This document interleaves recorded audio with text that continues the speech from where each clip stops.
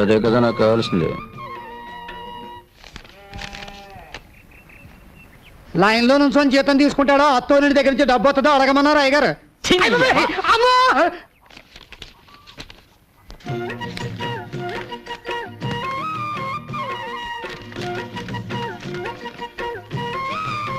ఏంటి 300 తగ్గిస్తున్నావు? నీ పెళ్ళానికి చీర కొన సొమ్ము ఎవడబ్బ సొమ్ము? నా అబ్బ సొమ్ము. దిక్కుమల్లి మంచం అని నాకు దిక్కుమల్లి మంచం పడేశారు. ఆవిడ మాత్రం నా పట్టి మంచం మీద కొనుక్కుతున్నారు. ఏంటి ఆ ముసలాయన నసుగుతున్నాడు? పట్టె మంచం కావాలంట. ఏం శోభన వద్దా? అది నా శోభన నాటి మంచం. ఎవడ సుఖం వాడు చూసుకుంటే సరిపోదు. ఏంటి కొనుక్కుతున్నావు? గొడుగుడేంటి గొడుగుడు? నా మంచం నాకు పడేస్తే ఎవడ గొడుగుడు ఎవరికే ఉండదు. ఎవడికి కావాలని ఏదో మంచం తీసుకో. గోపి ఇలారా. సిగ్గులేదు? ఈ వయసులో కూడా పట్టే మంచాలు సోకులు కావాల్సి వచ్చాయి. బాగా నెగడదని పడుకో. పడుకో. పెద్దడయ్యే కొద్దీ బుద్ధి చిన్నదైపోతుంది. ఏమిటి బావగారు మంచం దగ్గర కూడా పేచి పెడుతున్నారు? లేదమ్మా, మంచం ఇరుకైతే ఇద్దరు దగ్గరవుతారని. నేను కింద పడుకోనా? ముగ్గేం కాదు, పక్కన పడుకో.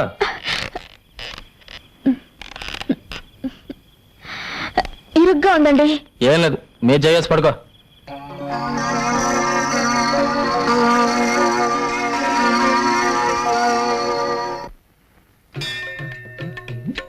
పారడానికి గుర్తుపట్టలేదు చూడాలి.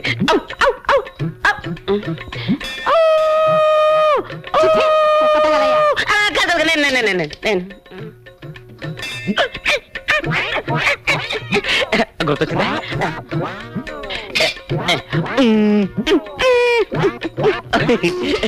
అర్థమైందా? కోతి అదే అదే అదే అదే అడిగితే ప్రసాదం పెట్టేదానిగా ఈ కోతి చేష్టలు ఎందుకు? ఇంత కష్టపడ్డా నా పారు నన్ను గుర్తుపట్టలేదేంటి? నేను చెబితేనేగా నీకు గత జన్మ గుర్తుకొచ్చింది. ప్రస్తుతం నీ పారు ఆ తిలక్కగాడి మాయలోనే ఉంది. ఇక లాభం లేదు. ఎంత కష్టపడైనా సరే నా పారు నేను చేరుకోవాల్సిందే. చెప్పా. అబ్బా ఏమిటండి పట్టపగలు? మంచి మూడ్ వస్తుంది. ఏంటి అరుపు? అంత గట్టిగా వాటేసుకుంటే నొప్పేదో. ఎవడా నువ్వు? ఎవడా నువ్వు? నా బెడ్రూమ్ లో తొంగి చూస్తున్నావు. ఎవడా నువ్వు? నా పారు కొరకు వెతుకుంటొచ్చిన దేవదా.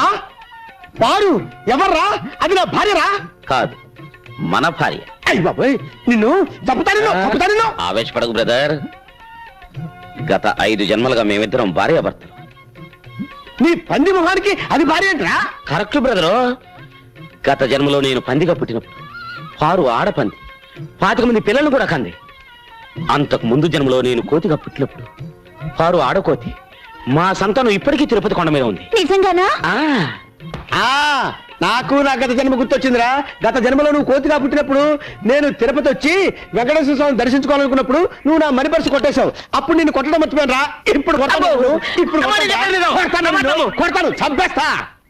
మళ్ళీ గత జన్మంటూ గాడిద గుడ్డంటూ ఇంట్లో అడుగు పెట్టే పాతేస్తాను రాజకీయాలు. ఏమండి ఆయన చెప్పేదంతా నిజమేనండి? ఏంటో నిజం? గాడిద గుడ్డు. ఈ సంవత్సరం ప్రియా ఫెర్టిలైజర్స్ కి రెట్టింపు లాభాలు వచ్చాయమ్మా. అంతా మా ప్రియ అదృష్టం. ఎంత లాభం వచ్చే ఏం ప్రయోజనం అమ్మా? ఉన్న ఒక్క కూతురు దగ్గర లేకపోయాక.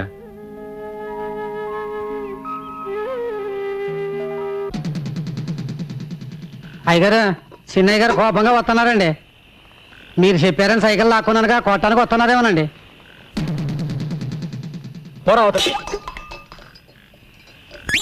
నాన్న,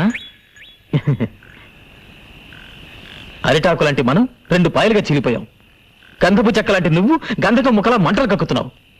దీనికి కారణం ఏమిటని 2 రోజులుగా ఆలోచించాను. నువ్వు చెప్పింది నిజమేనా? ఏంటి? కోడలు ఇంట్లో అడుగు పెట్టిన తర్వాతే మన ఇద్దరి మధ్య గొడవలు వచ్చాయి. అందుకే దాన్ని పుట్టింటికి పంపించేస్తాను. సరేనా? ఇందులో అమ్మాయి తప్పే ఉందిరా పుట్టింటికి పంపించడానికి. నాన్న, అయినా గొడవ వచ్చింది నీకు నాకు మధ్య. మీ మొగుడు పిల్లలు కూడా నాకెందుకు? అవు నాతో మాట్లాడుతున్నావు ఏంటి? నాతో మాట్లాడుతానగా వద్దు. అసలు నీ ముఖం కూడా నాకు చూపించొద్దు. వెళ్ళు ఇక్కడి నుంచి.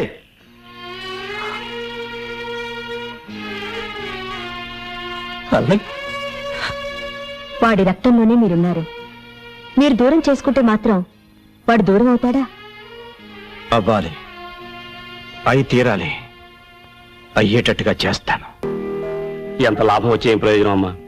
ఉన్న ఒక్క కూతురు దగ్గర లేకపోయాక.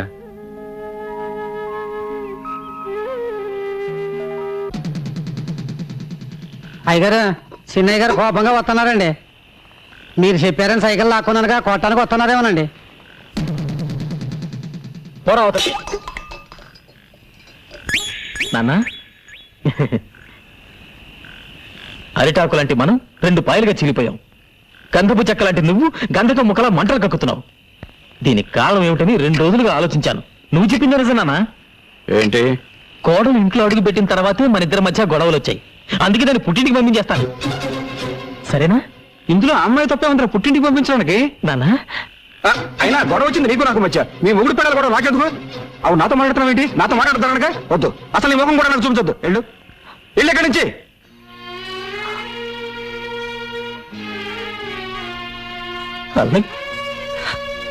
వాడి రక్తంలోనే మీరున్నారు. మీరు దూరం చేసుకుంటే మాత్రం వాడు దూరం అవుతాడా? అవ్వాలి. అయి తీరాలి. అయ్యేటట్టుగా చేస్తాను. మీ అందరికీ స్వాగతం, సుస్వాగతం. ఈ ఏడాది మన గ్రామంలో జరుగుతున్న ఎడ్ల పందాల్లో పాల్గొనడానికి ఎన్నో గ్రామాల నుంచి ఎడ్ల బండ్లు వచ్చాయి. గత 5 ఏళ్లుగా వరుసగా ఛాంపియన్షిప్ గెలుచుకుంటున్న ముద్దు కృష్ణ ప్రతిసారి ఆయన్ని ఓడించాలని విశ్వ ప్రయత్నం చేస్తున్న మదన్ గోపాల్. ఈసారి మనోడు ఖచ్చితంగా గెలుస్తాడు రా. మీరేం బాధపడకండి, అదంతా నేను చూసుకుంటాను. ఏంటి చూసుకునేది నీ మొత్తం? ఆ విశ్వ బీజాన్ని 4 నెలల క్రితం ఆడు దొడ్లో పాతించాను రా.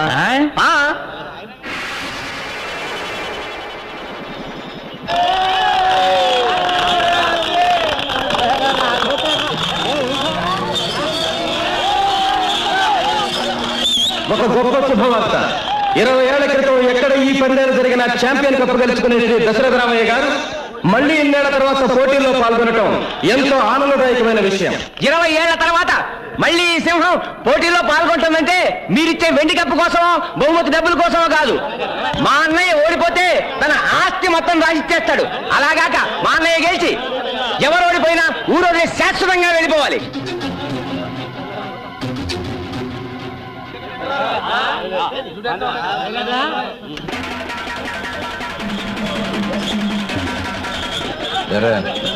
ఇంకా వెళ్ళలేదా?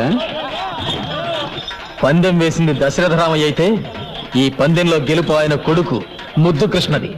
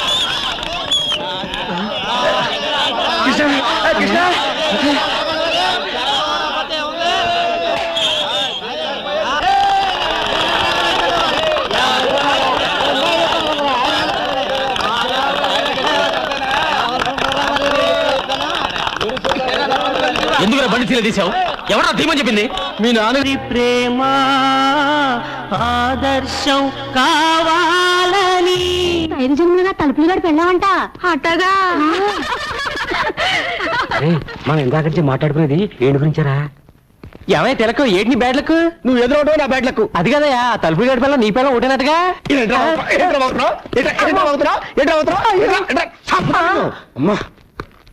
ఇదిగో 100 చేతులు కట్టవా. నీవి విన్నది నిజమేనా? ఎవరుగా ఎవరు చెప్పండి నీకు?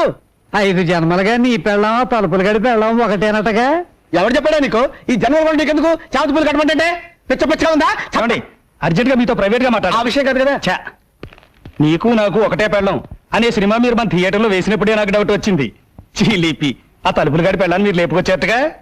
ఈ విషయం నీకు ఈ ఊళ్ళో వాళ్ళందరికీ ఎవరు చెప్పారా? అసలు నీకు నాకు బుద్ధుందా? లేదు. నాకు బుద్ధుంటే నిన్ను పాతేయకుండా నేనెట్టా ఊరుకుంటాను రా. ఈ విషయం తెలుసా నీకు? నాకు పెచ్చెక్కింది కూరగాయలతో స్నానం చేస్తా నీకు. నాకు పెచ్చెక్కింది నేను భరతనాట్యం చేస్తున్నాను, నాకు కూచిపూడి కూడా వచ్చు, నేను రోడ్డు మీద పరిగెడుతున్నాను. ఆహాహా ఓహోహో. అప్పిచ్చేదాకా మన చుట్టూ తిరిగాడు, ఇప్పుడు వసూలు చేసుకోవడానికి చెప్పులు అరిగేదాకా ఆడు చుట్టూ తిరగాల్సి వస్తుంది.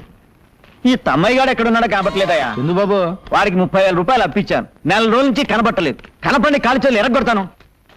ఆడు ప్యాకాడికి డబ్బు తగిలేస్తే నాకెందుకంట? అప్పు తీసుకున్నాక ఇచ్చేయాలగా. ఇలా ఎంతకాలం తప్పించి తిరుగుతాడో నేను చూస్తాను. క్షమించండి. పర్లేదు. ముందా తలిపేసాయి. అప్పుడు వాళ్ళకి మొహం చూపించలేక కప్పలాగా ఎంతుకుంటూ వచ్చాను. అదే నేను మీ పొజిషన్లో ఉంటే ఓ 2 ఎకరాల పొలం అమ్మి పారేసి అప్పుల మొహాన్ని కొట్టేవాడిని. ఛా ముష్టిది 2 ఎకరాలు నాకుంటే నేను అమ్మేసేవాడిని. ఛా నాకుంటే నేను అమ్మేసేవాడిని. ఛా శత్రుశేషం రుణశేషం ఉండకూడదంటారు ఆయన, అందుకే అమ్మే. ఆహా అప్పుడే కళ్ళకు గంతలు కట్టుకుని పేకాడే లెవెల్కి ఎదిగామన్నమాట. వాడు కట్టుకోలేదండి బాబు.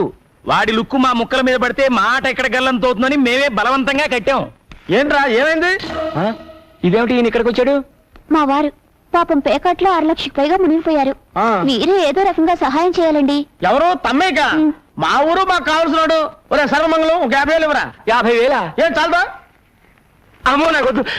ఏ తీసుకుంటే తీర్చను కదా. నీకు ఆస్తి ఉంది కదా. నాకు అక్కడిది. వేరే ఉంటున్నావుగా. మీ అన్నయ్య నీకేం ఆస్తి పంచలేదా? ఏంటి పంచాయతీ 13 ముక్కలు? ఆయన ఎప్పుడు ఎంత ఇస్తే అంతే. చూసారా, తమ్ముడిని అమాయకుని చేసి అన్న మొత్తం ఆస్తి కాజేశాడు అనమాట.